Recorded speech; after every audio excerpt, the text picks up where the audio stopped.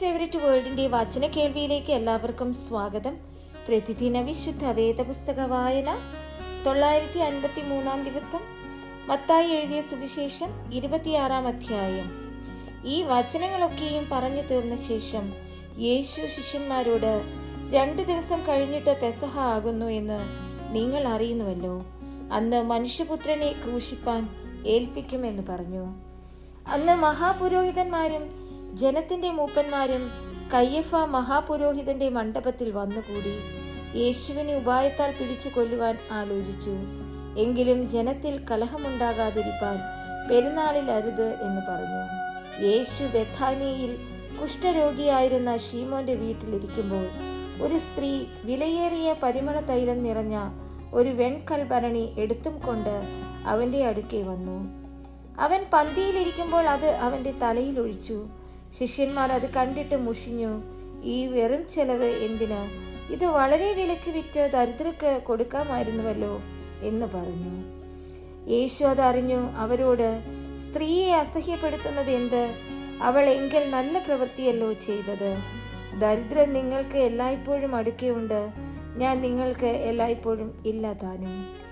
അവൾ ഈ തൈലം എൻ്റെ ദേഹത്തിന്മേൽ ഒഴിച്ചത് എൻ്റെ ശവസംസ്കാരത്തിനായി ചെയ്തതാകുന്നു. ലോകത്തിലെങ്ങും ഈ സുവിശേഷം പ്രസംഗിക്കുന്നിടത്തെല്ലാം അവൾ ചെയ്തതും അവളുടെ ഓർമ്മയ്ക്കായി പ്രസ്താവിക്കുമെന്ന് ഞാൻ സത്യമായിട്ട് നിങ്ങളോട് പറയുന്നു എന്ന് ഉത്തരം പറഞ്ഞു. അന്ന് പന്തിരുവരിൽ ഒരുത്തനായ യൂദ ഇസ്കരിയോത്താവ് മഹാപുരോഹിതന്മാരുടെ അടുക്കൽ ചെന്നു. നിങ്ങൾ എന്ത് തരും? ഞാൻ അവനെ കാണിച്ചു തരാം എന്ന് പറഞ്ഞു. അവർ അവന് 30 വെള്ളിക്കാശ് തൂക്കിക്കൊടുത്തു. അന്നു മുതൽ അവനെ കാണിച്ചു കൊടുപ്പാൻ അവൻ തക്കം അന്വേഷിച്ചു പോന്നു. പുളിപ്പില്ലാത്ത അപ്പത്തിന്റെ 1-ാം നാളിൽ ശിഷ്യന്മാർ യേശുവിന്റെ അടുക്കൽ വന്നു. നീ പെസഹ കഴിപ്പാൻ ഞങ്ങൾ ഒരുക്കേണ്ടത് എവിടെയെന്ന് ചോദിച്ചു. അതിന് അവൻ പറഞ്ഞത്, നിങ്ങൾ നഗരത്തിൽ ഇന്നവന്റെ അടുക്കൽ ചെന്ന്, എന്റെ സമയം അടുത്തിരിക്കുന്നു, ഞാൻ എൻ്റെ ശിഷ്യരുമായി നിന്റെ അടുക്കൽ പെസഹ കഴിക്കുമെന്ന് ഗുരു പറയുന്നു എന്ന് പറവിൻ. ശിഷ്യന്മാർ യേശു കൽപ്പിച്ചതുപോലെ ചെയ്തു പെസഹ ഒരുക്കി. സന്ധ്യയായപ്പോൾ അവൻ 12 ശിഷ്യന്മാരോടുകൂടി പന്തിയിലിരുന്നു. അവർ ഭക്ഷിക്കുമ്പോൾ അവൻ, നിങ്ങളിൽ ഒരുവൻ എന്നെ കാണിച്ചു കൊടുക്കുമെന്ന് ഞാൻ സത്യമായിട്ട് നിങ്ങളോട് പറയുന്നു എന്ന് പറഞ്ഞു. അപ്പോൾ അവർ അത്യന്തം ദുഃഖിച്ചു.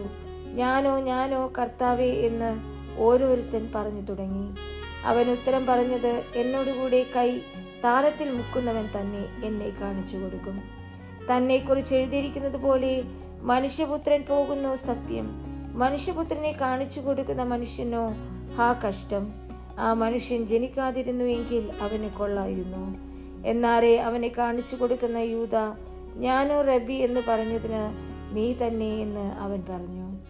അവർ ഭക്ഷിക്കുമ്പോൾ യേശു അപ്പം എടുത്ത് വാഴ്ത്തി നുറുക്കി ശിഷ്യന്മാർക്ക് കൊടുത്തു. വാങ്ങി ഭക്ഷിപ്പിൻ, ഇത് എൻ്റെ ശരീരം എന്ന് പറഞ്ഞു. പിന്നെ പാനപാത്രം എടുത്തു സ്തോത്രം ചൊല്ലി അവർക്ക് കൊടുത്തു. എല്ലാവരും ഇതിൽ നിന്ന് കുടിപ്പിൻ, ഇത് അനേകർക്ക് വേണ്ടി പാപമോചനത്തിനായി ചൊരിയുന്ന പുതിയ നിയമത്തിനുള്ള എൻ്റെ രക്തം. എൻ്റെ പിതാവിൻ്റെ രാജ്യത്തിൽ നിങ്ങളോടുകൂടെ പുതുതായി കുടിക്കും നാൾ വരെ ഞാൻ മുന്തിരിവള്ളിയുടെ ഈ അനുഭവത്തിൽ നിന്ന് ഇനി കുടിക്കയില്ല എന്ന് ഞാൻ നിങ്ങളോട് പറയുന്നു എന്ന് പറഞ്ഞു. പിന്നെ അവർ സ്തോത്രം പാടിയ ശേഷം ഒലീവ് മലയ്ക്ക് പുറപ്പെട്ടു പോയി. യേശു അവരോട്, ഈ രാത്രിയിൽ നിങ്ങൾ എല്ലാവരും എങ്കിൽ ഇടറും, ഞാൻ ഇടയനെ വെട്ടും, കൂട്ടത്തിലെ ആടുകൾ ചിതറിപ്പോകും എന്ന് എഴുതിയിരിക്കുന്നുവല്ലോ. എന്നാൽ ഞാൻ ഉയർത്തെഴുന്നേറ്റ ശേഷം നിങ്ങൾക്ക് മുമ്പായി ഗലീലയ്ക്ക് പോകും. അതിന് പത്രോസ്, എല്ലാവരും നിങ്ങൾ ഇടറിയാലും ഞാൻ ഒരു നാളും ഇടറുകയില്ല എന്ന് ഉത്തരം പറഞ്ഞു. യേശു അവനോട്, ഈ രാത്രിയിൽ കോഴി കൂകും മുമ്പേ നീ 3 വട്ടം എന്നെ തള്ളിപ്പറയും എന്ന് ഞാൻ സത്യമായിട്ട് നിന്നോട് പറയുന്നു എന്ന് പറഞ്ഞു.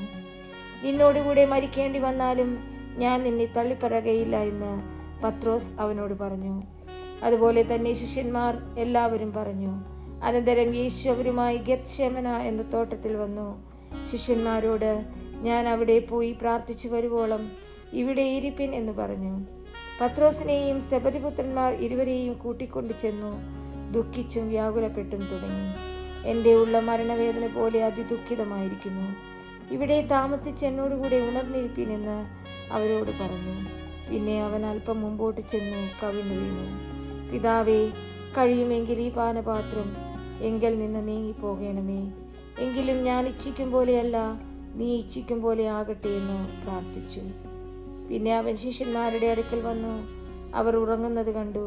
പത്രോസിനോട്, എന്നോടുകൂടെ ഒരു നാഴിക പോലും ഉണർന്നിരിപ്പാൻ നിങ്ങൾക്ക് കഴിഞ്ഞില്ലയോ? പരീക്ഷയിൽ അകപ്പെടാതിരിപ്പാൻ ഉണർന്നിരുന്ന് പ്രാർത്ഥിപ്പിൻ. ആത്മാവ് ഒരുക്കമുള്ളത്, ജഡമോ ബലഹീനമത്രേ എന്ന് പറഞ്ഞു. രണ്ടാമതും പോയി, പിതാവേ, ഞാൻ കുടിക്കാതെ അത് നീങ്ങിക്കൂടാ, എങ്കിൽ നിന്റെ ഇഷ്ടമാകട്ടെ എന്ന് പ്രാർത്ഥിച്ചു. അനന്തരം അവൻ വന്നു. അവർ കണ്ണിന് ഭാരമേറുകയാൽ പിന്നെയും ഉറങ്ങുന്നത് കണ്ടു. അവരെ വിട്ട് മൂന്നാമതും പോയി ആ വചനം തന്നെ ചൊല്ലി പ്രാർത്ഥിച്ചു. പിന്നെ ശിഷ്യന്മാരുടെ അടുക്കൽ വന്നു, ഇനി ഉറങ്ങി ആശ്വസിച്ചു കൊള്ളുവിൻ, നാഴിക അടുത്തു, മനുഷ്യപുത്രൻ പാപികളുടെ കയ്യിൽ ഏൽപ്പിക്കപ്പെടുന്നു. എഴുന്നേൽപ്പിൽ, നാം പോക, ഇതാ എന്നെ കാണിച്ചു കൊടുക്കുന്നവൻ അടുത്തിരിക്കുന്നു എന്ന് പറഞ്ഞു.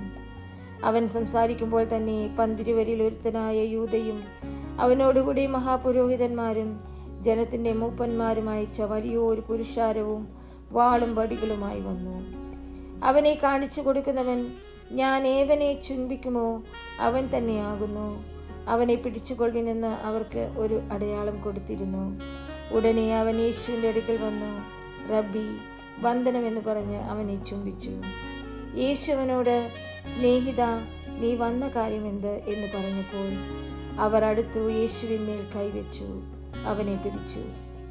അപ്പോൾ യേശുവിനോട് കൂടെയുള്ളവരിൽ ഒരുവൻ കൈനീട്ടി വാളൂരി മഹാപുരോഹിതന്റെ ദാസനെ വെട്ടി അവന്റെ കാത് അറുത്തു. യേശുവിനോട്, വാളുറയിലിടുക, വാളെടുക്കുന്നവർ ഒക്കെയും വാളാൽ നശിച്ചു പോകും. എന്റെ പിതാവിനോട് ഇപ്പോൾ തന്നെ 12 ലെഗ്യോനിലും അധികം ദൂതന്മാരെ എന്റെ അരികെ നിർത്തേണ്ടതിന് എനിക്ക് അപേക്ഷിച്ചുകൂടാ എന്ന് തോന്നുന്നുവോ? എന്നാൽ ഇങ്ങനെ സംഭവിക്കണമെന്നുള്ള തിരുവെഴുത്തുകൾക്ക് എങ്ങനെ നിവൃത്തി വരും എന്ന് പറഞ്ഞു. ആ നാഴികയിൽ യേശു പുരുഷാരത്തോട്, ഒരു കള്ളന്റെ നേരെ എന്ന പോലെ നിങ്ങൾ എന്നെ പിടിപ്പാൻ വാളും വടിയുമായി വന്നിരിക്കുന്നു. ഞാൻ ദിവസേന ഉപദേശിച്ചുകൊണ്ട് ദേവാലയത്തിൽ ഇരുന്നിട്ടും നിങ്ങൾ എന്നെ പിടിച്ചില്ല. എന്നാൽ ഇതൊക്കെയും പ്രവാചകന്മാരുടെ എഴുത്തുകൾ നിവൃത്തിയാകേണ്ടതിന് സംഭവിച്ചു എന്ന് പറഞ്ഞു. അപ്പോൾ ശിഷ്യന്മാർ എല്ലാവരും അവനെ വിട്ട് ഓടിപ്പോയി. യേശുവിനെ പിടിച്ചവരോ മഹാപുരോഹിതനായ കയ്യഫായുടെ അടുക്കൽ ശാസ്ത്രിമാരും മൂപ്പന്മാരും ഒന്നിച്ചു കൂടിയിരുന്നിടത്ത് അവനെ കൊണ്ടുപോയി. എന്നാൽ പത്രോസ് ദൂരവേ മഹാപുരോഹിതന്റെ അരമനയോളം പിൻചെന്നു, അകത്ത് കടന്നു, അവസാനം കാണുവാൻ സേവകന്മാരോട് കൂടിയിരുന്നു. മഹാപുരോഹിതന്മാരും ന്യായാധിപ സംഘമൊക്കെയും യേശുവിനെ കൊല്ലേണ്ടതിന് അവന്റെ നേരെ കള്ളസാക്ഷ്യം അന്വേഷിച്ചു. കള്ളസാക്ഷികൾ പലരും വന്നിട്ടും പറ്റിയില്ല. ഒടുവിൽ 2 പേർ വന്നു. ദൈവമന്ദിരം പൊളിച്ചു 3 ദിവസം കൊണ്ട് വീണ്ടും പണിവാൻ എനിക്ക് കഴിയുമെന്ന് ഇവൻ പറഞ്ഞു എന്ന് ബോധിപ്പിച്ചു. മഹാപുരോഹിതൻ എഴുന്നേറ്റ് അവനോട്, നീ ഒരു ഉത്തരവും പറയുന്നില്ലയോ? ഇവർ നിന്റെ നേരെ സാക്ഷ്യം പറയുന്നത് എന്ത് എന്ന് ചോദിച്ചു. യേശുവോ മിണ്ടാതിരുന്നു. മഹാപുരോഹിതൻ പിന്നെയും അവനോട്, നീ ദൈവപുത്രനായ ക്രിസ്തു തന്നെയോ? പറക എന്ന് ഞാൻ ജീവനുള്ള ദൈവത്തെ കൊണ്ട് നിന്നോട് ആണയിട്ട് ചോദിക്കുന്നു എന്ന് പറഞ്ഞു. യേശു അവനോട്, ഞാനാകുന്നു. ഇനി മനുഷ്യപുത്രൻ സർവശക്തന്റെ വലത്ത് ഭാഗത്തിരിക്കുന്നതും ആകാശമേഘങ്ങളെ വാഹനമാക്കി വരുന്നതും നിങ്ങൾ കാണുമെന്ന് ഞാൻ പറയുന്നു എന്ന് പറഞ്ഞു. ഉടനെ മഹാപുരോഹിതൻ വസ്ത്രം കീറി, ഇവൻ ദൈവദൂഷണം പറഞ്ഞു, ഇനി സാക്ഷികളെ കൊണ്ട് നമുക്ക് എന്താവശ്യം? നിങ്ങളിപ്പോൾ ദൈവദൂഷണം കേട്ടുവല്ലോ. നിങ്ങൾക്ക് എന്ത് തോന്നുന്നു എന്ന് ചോദിച്ചതിന് അവൻ മരണയോഗ്യനെന്ന് അവർ ഉത്തരം പറഞ്ഞു. അപ്പോൾ അവർ അവന്റെ മുഖത്ത് തുപ്പി അവനെ മുഷ്ടിച്ചുരുട്ടി കുത്തി.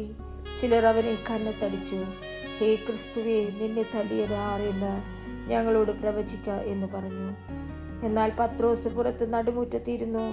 അവന്റെ അടുക്കൽ ഒരു വേലക്കാരത്തി വന്നു. നീയും ഗലീലക്കാരനായ യേശുവിനോട് കൂടെ ആയിരുന്നുവല്ലോ എന്ന് പറഞ്ഞു. അതിന് അവൻ, നീ പറയുന്നത് എനിക്ക് തിരിയുന്നില്ല എന്ന് എല്ലാവരും കേൾക്കെ തള്ളി പറഞ്ഞു. പിന്നെ അവൻ പടിപ്പുരയിലേക്ക് പുറപ്പെടുമ്പോൾ മറ്റൊരുത്തി അവനെ കണ്ടു. അവിടെയുള്ളവരോട്, ഇവനും നസറായനായ യേശുവിനോട് കൂടെ ആയിരുന്നു എന്ന് പറഞ്ഞു. ആ മനുഷ്യനെ ഞാൻ അറിയുന്നില്ല എന്ന് അവൻ രണ്ടാമതും ആണയോടെ തള്ളി പറഞ്ഞു. അല്പനേരം കഴിഞ്ഞിട്ട് അവിടെ നിന്നവർ അടുത്തു വന്നു. പത്രോസിനോട്, നീയും അവരുടെ കൂട്ടത്തിലുള്ളവൻ സത്യം, നിന്റെ ഉച്ചാരണവും നിന്നെ വെളിവാക്കുന്നുവല്ലോ എന്ന് പറഞ്ഞു. അപ്പോൾ അവൻ ആ മനുഷ്യനെ ഞാൻ അറിയുന്നില്ല എന്ന് പ്രാകുവാനും ആണയിടുവാനും തുടങ്ങി. ഉടനെ കോഴി കൂകി. എന്നാറേ, കോഴി കൂകും മുൻപേ നീ 3 വട്ടം എന്നെ തള്ളിപ്പറയുമെന്ന് യേശു പറഞ്ഞ വാക്ക് പത്രോസ് ഓർത്ത് പുറത്തുപോയി അതിദുഃഖത്തോടെ കരഞ്ഞു.